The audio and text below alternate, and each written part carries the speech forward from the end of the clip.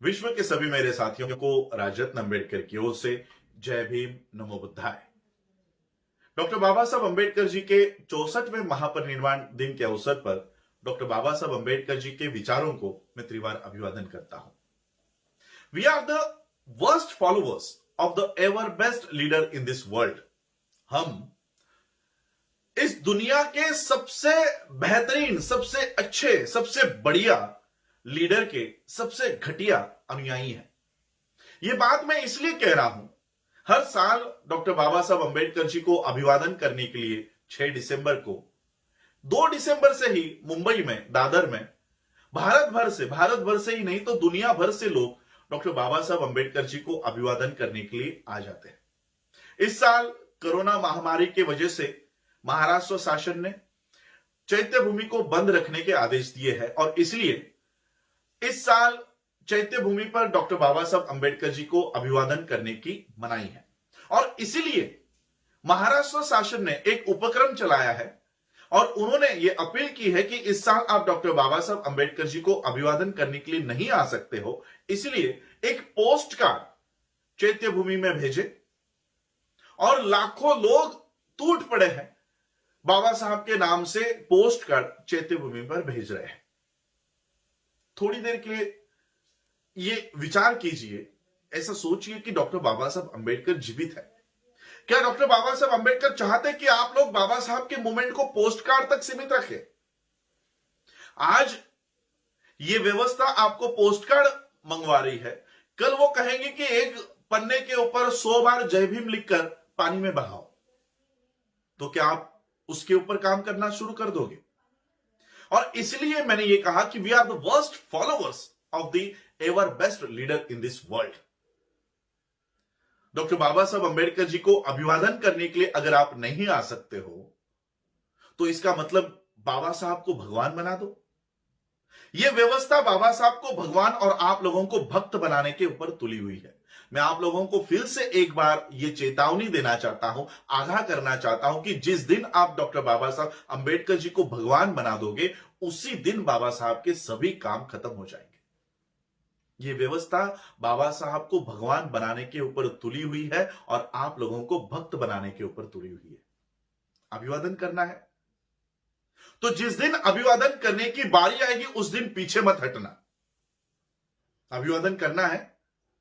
Doctor Baba Saheb Ambedkar जी का महापरिनिर्वाण, देखिए कितने सारे फोटोज मैंने देखे हैं कि बाबा साहब अम्बेडकर जी के फोटो के नीचे उनकी बर्थ डेट लिखी जाती है, 14 अप्रैल 1891 और डैश जहां पर उनका महापरिनिर्वाण होता है तो वो तारीख लिखी जानी चाहिए, लेकिन वहां पर लिखा जाता है टिल डेट। यानी बाबा साहब आज भी हमारे बीच है। उनके विचारों के माध्यम से, संविधान के माध्यम से, उन्होंने दिए हुए हक और अधिकार के माध्यम से आज भी हम लोगों में जीवित है। आज भी बाबा साहब के मूर्तियों को तोड़ा जाता है। क्यों? क्योंकि आज भी बाबा साहब डटकर हमारे लिए खड़े हैं, इसलिए तो बाबा साहब की मूर्तियों को तोड़ा जाता है। मरे हुए इंसान के मूर्तियों को तोड़ते हुए आपने कभी देखा है? काल्पनिक लोगों के, देवी देवताओं के मूर्तियों को तोड़ते हुए आपने कभी किसी को देखा है? बाबा साहब की मूर्तियों को इसलिए तोड़ा जाता है क्योंकि dead Ambedkar is more dangerous than live Ambedkar. और इसलिए इस व्यवस्था को बाबा साहब को वो पचा नहीं पा रही है, इसलिए वो बाबा साहब को हाईजैक करना चाहती है। आरएसएस हाईजैक कर रही है, बीजेपी हाईजैक करती है, शिवसेना हाईजैक करती है, कांग्रेस हाईजैक करती है, क्योंकि वो नहीं समझ पा रहे कि बाबा साहब को हम काउंटर नहीं कर पा रहे हैं, कैसे काउंटर करें, और इसलिए वो बाबा साहब को हाईजैक करने की कोशिश करती है और हम लोग हाईजैक होने दे देते हैं। जितना बाबा साहब के राइटिंग एंड स्पीचेस पर बीजेपी पढ़ाई करती है, आरएसएस पढ़ाई करती है, हम उसमें से 10% भी पढ़ाई नहीं करते। और इसलिए अभिवादन करने का जब समय आएगा तब पीछे नहीं हटना। अभिवादन करने का समय 6 दिसंबर नहीं है। जिस दिन जनगणना के अधिकारी आपके घरों पर आप लोगों की गणना करने आएंगे, उस दिन बाबा साहब को अभिवादन करो। देखते हैं कितने लोग अपने आप को बौद्ध लिखते हैं, सिर्फ बौद्ध। हमारे तथाकथित नेता पत्रक निकाल के, लेटर निकाल के लोगों को बता रहे हैं कि बौद्ध लिखने के बाद महार लिखो, चमार लिखो, ढोर लिखो, अनेक जातियों को समाविष्ट कर दो बौद्ध धर्म में। बौद्ध धर्म में ये जातियां लेकर आओ, फिर क्या होगा? ये बौद्ध महार है, ये बौद्ध चमार है, ये बौद्ध ढोर है। इस तरह की जातियों को हम बौद्ध धर्म में घुसाना चाहते हैं। और बाबा साहब कहते हैं कि हमारा बौद्ध धर्म में जो प्रवेश है ये इज्जत के लिए है, इज्जत पाने के लिए हम बौद्ध धर्म में आए हैं, लाभ पाने के लिए नहीं। हमारे नेतागण कहते हैं कि अगर हम लोग अनुसूचित जाति नहीं लिखेंगे, अगर महार नहीं लिखेंगे, ढोर नहीं लिखेंगे, चमार नहीं लिखेंगे, तो हमारे लाभ चले जाएंगे, हमारा रिजर्वेशन चला जाएगा, हमारा बजट कम हो जाएगा, हमारी पार्लियामेंट की सीटें, हमारी विधानसभा की सीटें कम हो जाएंगी। और बाबा साहब कहते हैं कि हमें लाभ प्यारा नहीं है, हमें इज्जत प्यारी है। और जब बाबा साहब को अभिवादन करने की बारी आएगी तब ये बात ध्यान में रखना।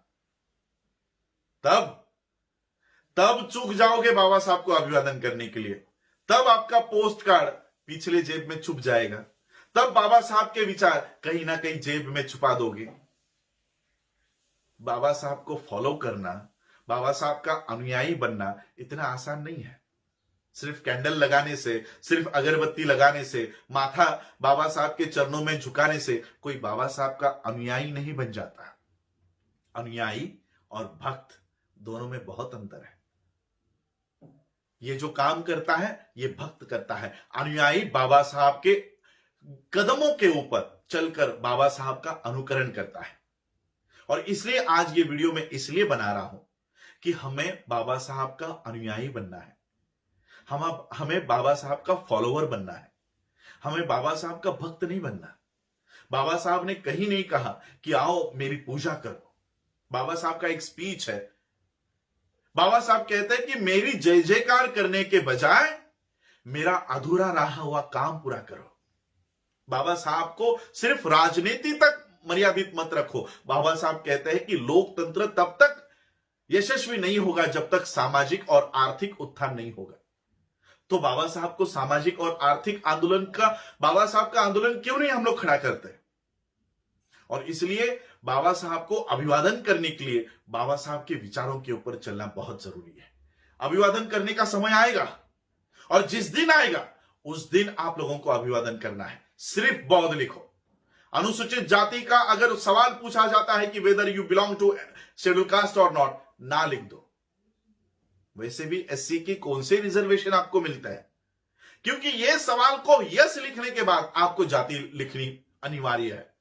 अगर आप लिखते हो कि हां मैं अनुसूचित जाति से हूं, तो आपको पूछा जाएगा कौन सी जात। आ गए ना आप लोग बौद्ध धर्म में जातियों को लेकर। और बाबा साहब चाहते थे कि इस देश में से जातियां नष्ट हो, आप वो जातियों को बौद्ध धर्म में लेकर आ रहे हो। बाबा साहब एक स्पीच में कहते हैं ये जातियां राष्ट्र विरोधी है, राष्ट्र द्रोही है। हम ही बाबा साहब के द्रोह में काम कर रहे हैं, हम ही बाबा साहब के विरोध में खड़े हो रहे हैं। और इसलिए मैं आज आप लोगों से बाबा साहब अंबेडकर जी के महापरिनिर्वाण दिन के अवसर पर यही प्रार्थना करने के लिए आया हूं कि बाबा साहब को भगवान ना बनाए और अपने आप को भक्त ना बनाए। हम बाबा साहब के अनुयायी हैं, हम फॉलोअर्स हैं बाबा साहब के।